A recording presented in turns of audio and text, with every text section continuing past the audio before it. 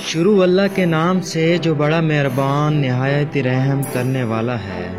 पाक उर्दू टीवी के मोअज़्ज़िज़ सारिफीन अस्सलामु अलैकुम। दोस्तों, आज के इस वीडियो में हम आपके साथ हज़रत आदम अलैहिस्सलाम का मुकम्मल किस्सा बयान फरमाएंगे। दोस्तों, आप सभी मुसलमानों से गुजारिश है कि आपने हमारी वीडियो को मुकम्मल देखना है।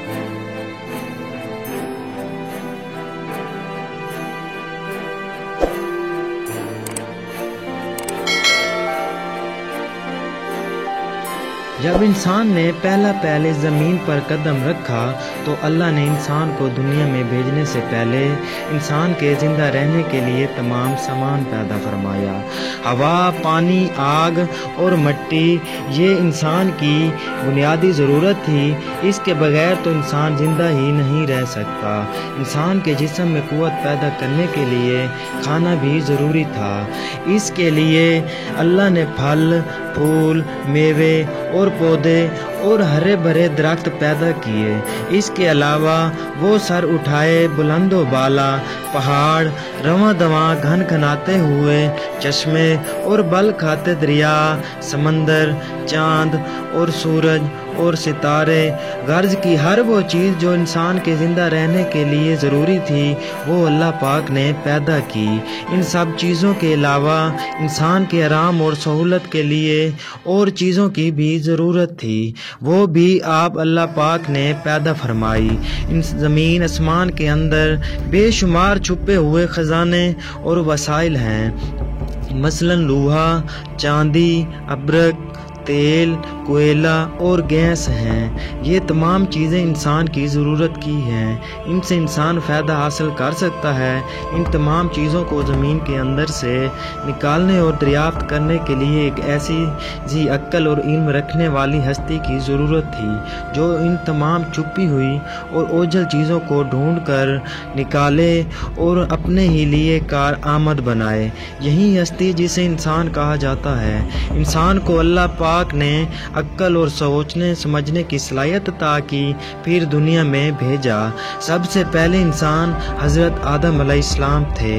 इंसान की नस्ल हज़रत आदम अलैहिस्सलाम से चली और तमाम इंसान हज़रत आदम अलैहिस्सलाम की औलाद हैं। अल्लाह ताला ने हज़रत आदम अलैहिस्सलाम को पैदा करने के लिए इरादा ज़ाहिर किया और फरिश्तों से कहा, मैं ज़मीन पर अपना खलीफा बनाने वाला हूँ।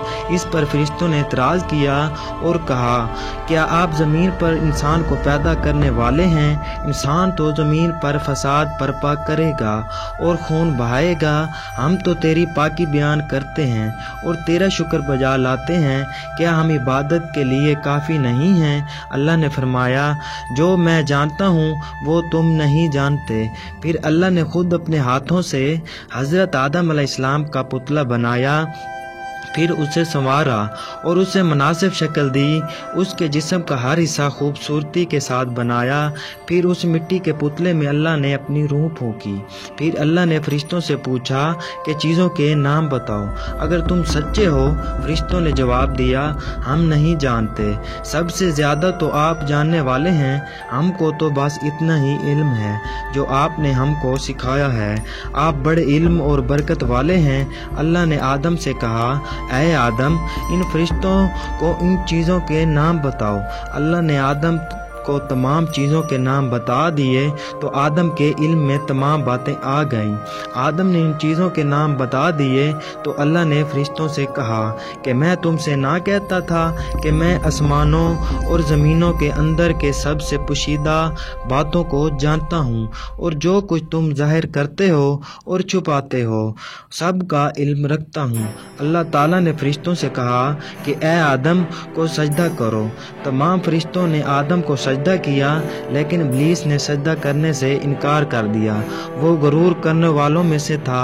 तुझे किस चीज़ ने सजदा करने से रोका है जबकि मैंने तुझे हुक्म दिया था? अल्लाह ने पूछा। इब्लीस ने कहा कि आपने इंसान को मिट्टी से बनाया और मुझे आग से पैदा किया। इब्लीस के मानी मायूस और नाउमीद होना। इसीलिए कहा गया है कि जो शख्स अल्लाह से नाउमीद होता है वो इब्लीस के ताबे होता है। جو لوگ ابلیس اور شیطان کے بہکاوے میں آ جاتے ہیں وہ پست ہمت ہوتے ہیں، جو فرائض ان کے ذمہ ہوتے ہیں وہ ادا نہیں کرتے اور ذلیل و خوار ہوتے ہیں۔ جب ابلیس نے سجدہ کرنے سے انکار کیا تو اللہ نے فرمایا تو آسمان سے اتر، تو نے تکبر کیا اور تو ذلیل و خوار ہو۔ ابلیس نے کہا کہ مجھے قیامت کے دن تک مہلت دیجیے۔ اس پر اللہ نے فرمایا تجھے مہلت دے دی گئی ہے۔ ابلیس نے کہا میں تیرے بندوں کو گمراہ کروں گا اور تیری طرف سے ان کو گھیروں میں رکھوں گا، وہ تیرا شکر بھی نہیں کریں گے۔ اللہ تعالیٰ نے حضرت آدم علیہ السلام کو حکم دیا کہ اے آدم تم اور تمہاری بیوی بہشت میں رہو اور جو کچھ کھانا ہے وہ فراغت سے کھاؤ، اور ایک خاص درخت کی طرف اشارہ کرتے ہوئے کہا کہ اس درخت کی طرف نہ جانا ورنہ تم ظالم قرار دیے جاؤ گے۔ چنانچہ حضرت آدم علیہ السلام اور حضرت بی بی اما حوا آرام سے رہنے لگے تو شیطان نے دونوں کے دلوں میں وسوسہ ڈالا کہ تمہارے رب نے تم کو دونوں کو اس درخت کے قریب جانے سے اس لیے منع فرمایا کہ کہیں ایسا نہ ہو کہ تم ہمیشہ ہمیشہ کے لیے زندہ رہنا لگو۔ میں تمہاری خیر خواہ ہوں، تم دونوں کو بھلائی چاہتا ہوں۔ شیطان کے فریب میں آ کر حضرت آدم علیہ السلام اور اما حوا نے درخت کا پھل چکھ لیا تو دونوں بہشت لباس سے محروم ہو گئے، ان کے جسم سے بہشت کا لباس اتر گیا، دونوں اپنے اوپر جنت کے پتے جوڑ جوڑ کر رکھنے لگے۔ ان کے رب نے ان کو پکارا اور کہا کیا میں نے تم دونوں کو اس درخت کے قریب جانے سے منع نہیں کیا تھا اور یہ نہ کہا تھا کہ شیطان تمہارا دشمن ہے؟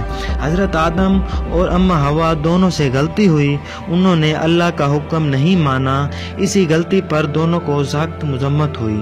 آدم نے اللہ سے معافی طلب کی اور دعا کی اے میرے رب، ہم نے اپنی نفس پر ظلم کیا، اگر آپ ہم پر رحم نہ کریں اور ہماری مغفرت نہ کریں تو ہم نقصان اٹھانے والے میں ہوں گے۔